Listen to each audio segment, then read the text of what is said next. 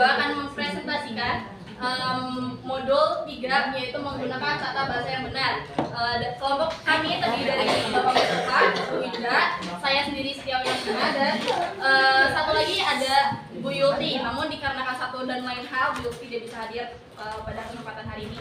Oke, untuk mengefisiensikan waktu, kita langsung saja ke pemateri kita yang pertama, yaitu Bapak Mustafa.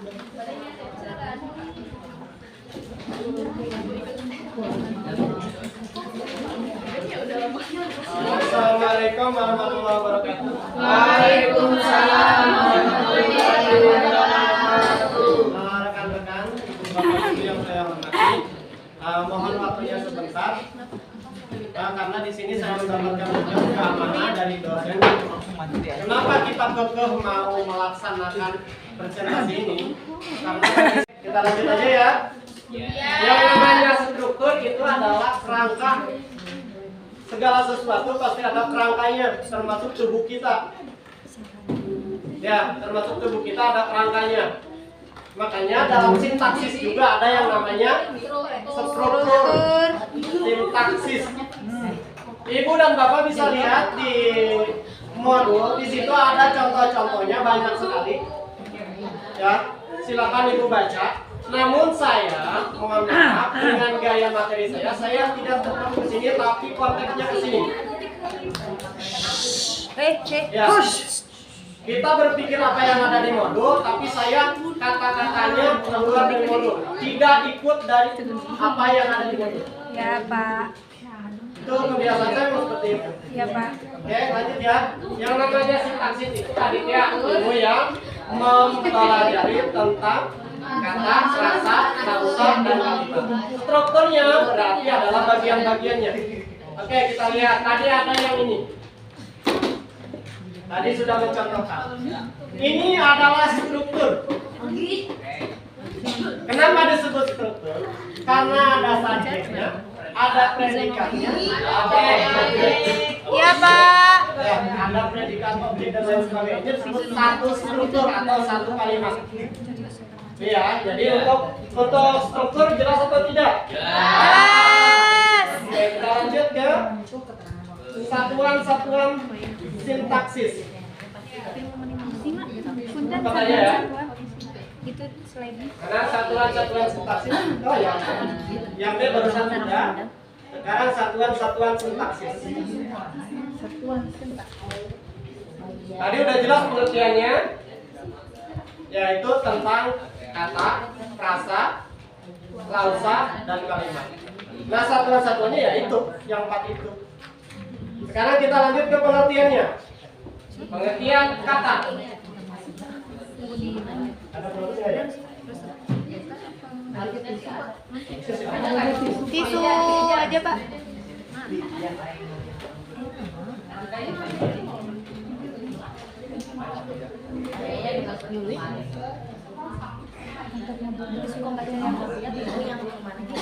Apa itu kata? Cuma satu. Ya, terus misalkan jauh.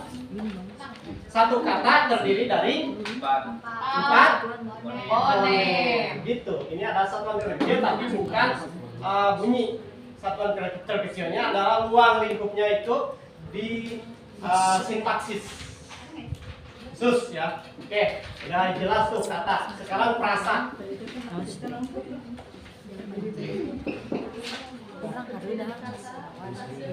Ayo. Baca boleh silakan. Sekarang frasa. Gabungan kata. Gabungan kata. Gabungan 2 kata atau lebih. Contohnya saya dan Ade makan nasi. Gitu kan? Oke. Kan gitu? Frasa itu baca dong dibaca. Gabungan kata yang bersifat non-predikatif atau gabungan kata yang mengisi satu isi sintaksis dalam kalimat. Iya, contohnya Contohnya Penjual bunga sedang merangkai mawar merah. oke. Berarti yang namanya frasa itu hanya terdiri dari 2 kata. 2 kata atau lebih. Cuma tidak memiliki itu. predikat. Non predikatif kan? Ya, non predikatif berarti tidak menjadi predikat. Ya, contohnya apa? Selain yang ada di buku. Ayo, selain ada yang di buku. Selain ada yang di buku. Susi menjual. Frasa itu hanya terdiri dari dua kata, bukan satu kalimat. Nih. Oh ya udah. Misalkan ke modul aku membeli. Oh itu. Ini satu frasa. Ya, hanya terdiri dari dua kata tanpa predikat. Boleh, silakan. Oke, ada yang mau ditanyakan dulu sebelum kita lanjut? Silakan, ada yang mau ditanyakan dulu sebelum kita lanjut? Jadi fase itu nggak bisa yang 3 kata ya? Kalau kita mengalir ke sini, sebetulnya bisa ya, tapi tergantung dari kalimatnya. Ya, tergantung dari kalimatnya. Kan tadi di pengertiannya tuh, gabungan kata yang bersifat non predikatif atau lazim juga disebut gabungan kata yang mengisi salah satu fungsi sintaksis. Yang mengisi satu fungsi, misalkan sebagai objek aja, sebagai predikat aja, sebagai subjek aja udah. Walaupun misalkan tiga kata, tapi kalau fungsinya cuma satu, berarti itu frasa. Ya, jadi hanya menempati satu fungsi dalam satu kalimat. Boleh 2 kata, boleh 3 kata, boleh aja. Tapi fungsinya cuma satu. Tadinya boleh sebagai subjek, boleh sebagai objek, maupun sebagai predikat. Tapi predikat enggak. Tadi kan non predikat nih. Oh, Bisa di sini. tapi Bisa ya? iya, tapi di situ ada Jadi hanya linknya. predikat saja. Oh iya. Maaf. Ya. Ya udah nggak jadi ditarik omongan saya. Kuncinya hanya menempati satu fungsi. Boleh predikat, boleh objek, boleh subjek. Tapi syaratnya satu fungsi dalam satu sintaksis. Sekarang lanjut ya. Tadi maaf ya ada kesalahan sedikit. Sekarang kita lanjut ke predikat. Berarti ini satu klausa. Jadi hanya ditambah predikat aja dari yang sudah kita bikin tadi. Ya, kalau ini kan satu fungsi. Jadi intinya yang namanya klausa itu adalah susunan kata yang mempunyai fungsi lebih dari frase yang tadi sudah kita pelajari bareng-bareng. Ya. Ya, kita lanjut ke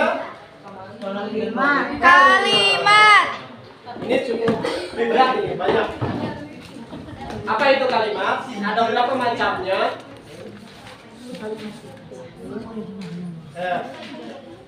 Apa itu kalimat?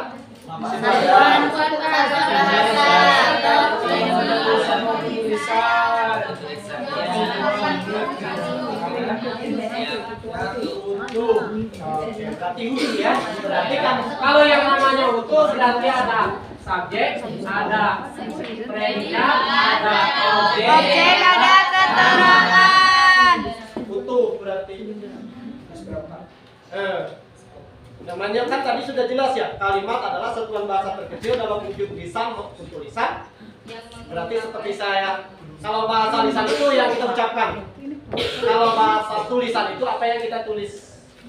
Itu. Jadi mau yang kita ucapkan ataupun yang kita tulis itu dalam bentuk utuh. Itu yang disebut dengan kalimat. Lalu kalimatnya ada jenis-jenisnya, ada kalimat apa aja sih? Ada jenis-jenisnya banyak kan? Banyak. Kalau ibu-ibu sedang bapak baca, di situ ada kalimat majemuk setara, ada kalimat majemuk bertingkat, terus ada kalimat pasif, ada kalimat aktif, terus ada kalimat banyak macamnya. Ya.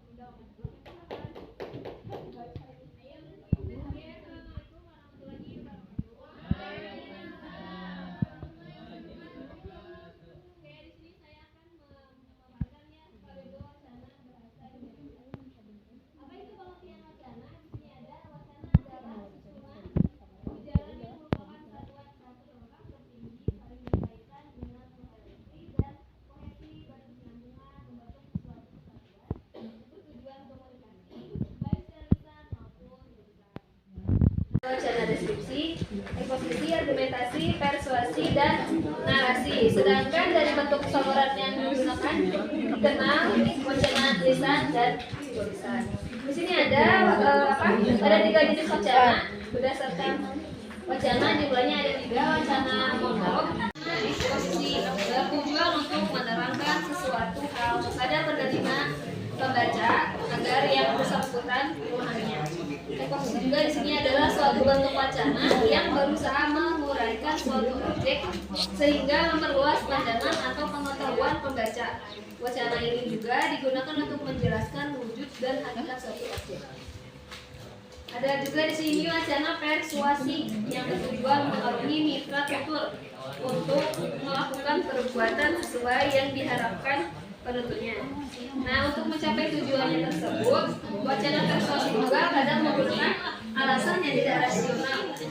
Terus juga ada persuasi merupakan penyimpangan dari argumentasi dan khusus juga mempengaruhi orang lain atau pada.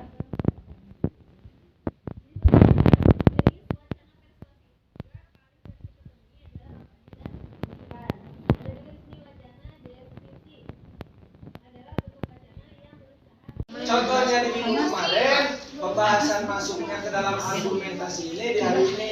Jadi bukan bertanya sih, jadi menjawab dari pertanyaan kemarin juga yang bukan mengenai ini. Ya, jadi salah satu contohnya bisa kita ambil